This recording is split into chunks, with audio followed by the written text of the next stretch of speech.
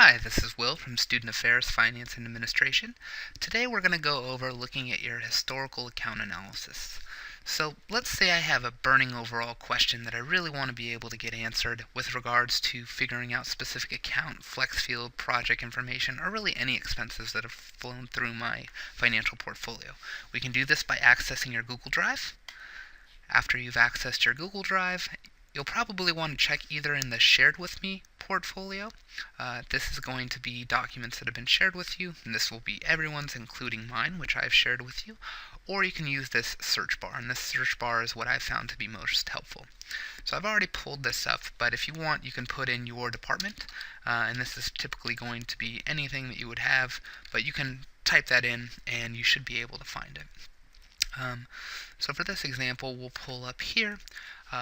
Your historical analysis are going to be broken down by your account, your flex field, your project, and your fund. Funding is going to be the top line. This is going to be looking at all the funds that have funded your particular department. Next, you're going to be looking at accounts. This is high-level summary, and this is how campus tracks particular expenses related to general supplies, salaries, benefits, etc. Projects is going to be the next overall level in this accounting structure, and projects typically have a start and an end date. So that's one of the mandates coming down from campus, and it's important to make sure that our accounting structure follows suit with that. And flex fields are the last. That's chartfield 2s, whereas projects are chartfield 1s, and flex fields have the highest level of detail. So let's start off with accounts. I've already downloaded this. All of these are set up the same, so once you've learned one, you can utilize them all. But you would go in there, you have your account analysis, so you're going to want to click on that. And this I don't find to be a very helpful method of using this. So what I try to do is I download it, and you can download it by clicking this arrow right here. So you just download. It's going to come down in this bottom left-hand corner here if you're using Chrome. And after that is downloaded, we'll have that open. This computer, which I am creating this training on, has been pretty slow, so I've already downloaded and opened it. But you can access that just by clicking and opening it right here. So this one's one that's already been opened.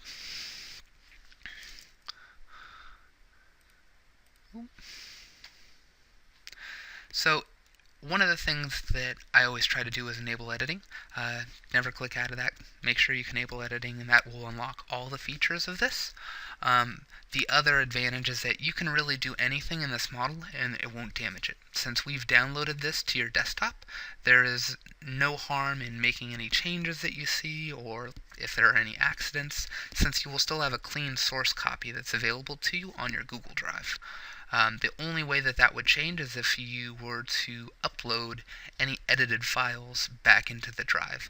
And even then, we still have the ability to go backwards and get it back, which is great. So once you have this open, the first thing it's going to take you to is your departmental analysis.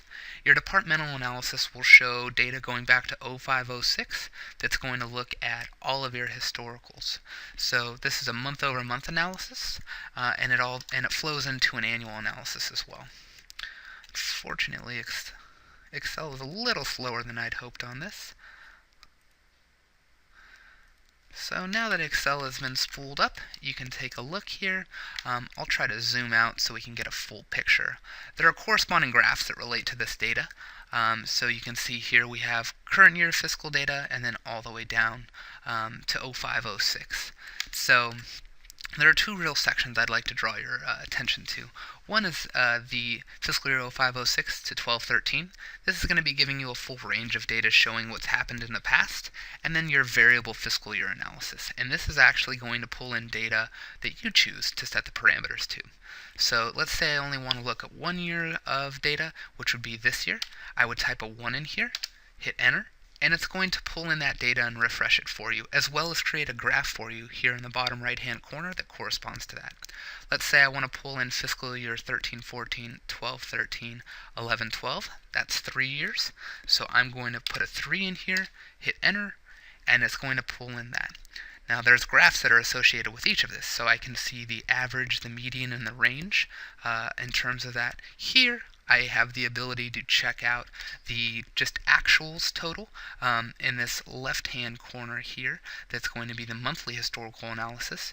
There's a corresponding color for each year as well.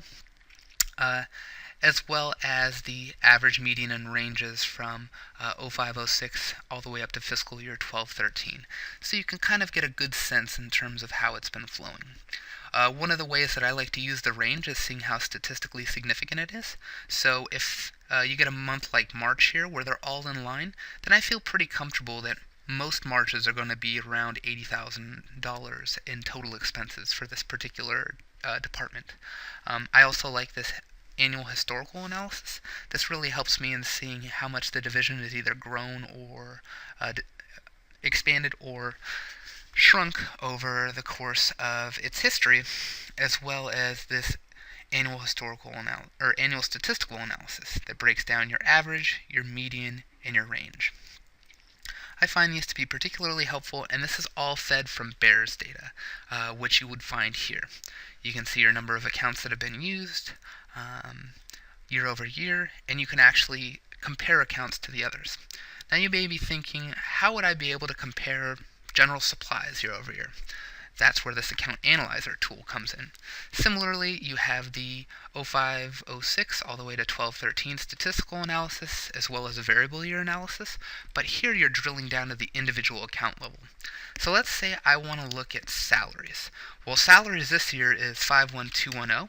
That change came through in 12-13, so you have 2 years of data for that. But prior to that, it was 51010. So you are able to achieve this by going into this box right here and typing in the specific account that you are hoping to reference. Once again, you are generating a series of graphs that I find to be very helpful in terms of getting visuals, and then you actually do pull in the data as well that shows that.